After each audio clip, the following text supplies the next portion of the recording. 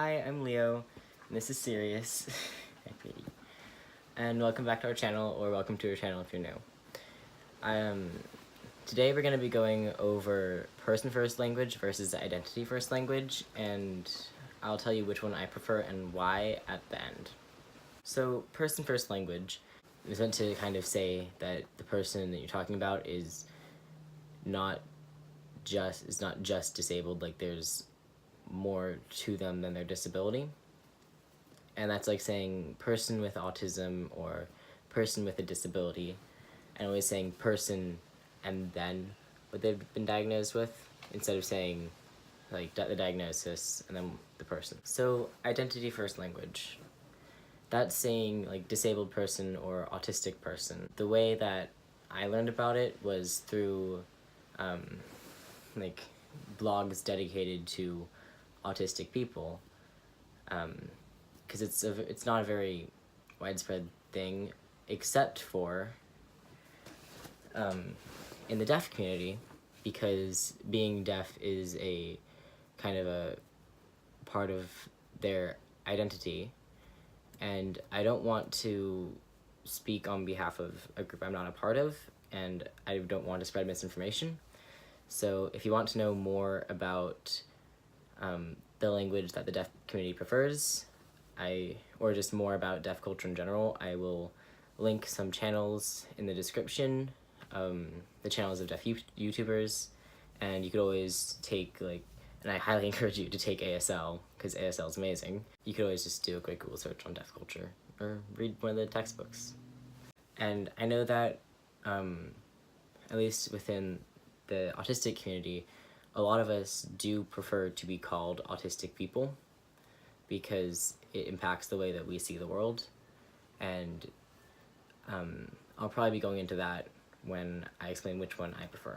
Okay, so I did do a poll on Instagram about which one people preferred, and the results were split about 60-40, with 60% liking person first, or person with disability, and about 40% preferring identity first, or like autistic person. Okay, so which one do I prefer? That's complicated because it depends on the situation for me. But generally, I do prefer identity first language, and so I'll call myself an autistic person, or I'll call myself a disabled person. And that's because, especially for my autism, there is no me without my disability. Like, I was born autistic and I'll die autistic. There never will be a me without autism, and so calling me with, like, person with autism just feels wrong. But I guess a good way to think about identity first language, at least in my case, is you wouldn't call me a person with queerness. You'd call me a queer person. And that's not saying that all I am is queer, it's just acknowledging that queer is something that is a part of me, and it does kind of define me.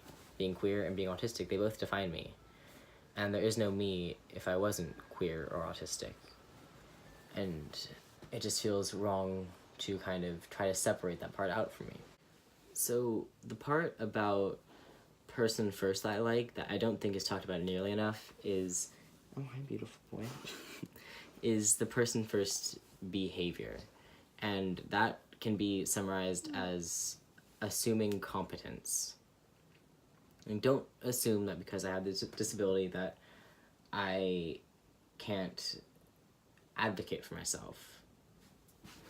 Like, I've had doctors who, the second I walk into the room, start talking to my parents and completely don't talk to me, and when they do talk to me, it's like this: oh, hi Leo, how are you? And it's just embarrassing for both of us, because I'm not 5, I'm 16. But at the same time, I don't want assuming competence to come at the expense of acknowledging and respecting my limits. And because there are things that I can't do, and or things that I need help doing. And it just makes everything worse when people don't respect the limits. So bottom line, assume competence, but if someone sets a limit or a boundary, respect it. Alright, well, I think that I've just about covered anything. Once again, if you want to know more about deaf culture from actual deaf people, I will have links to channels in the description box. Let me know what you thought. Yeah. Bye.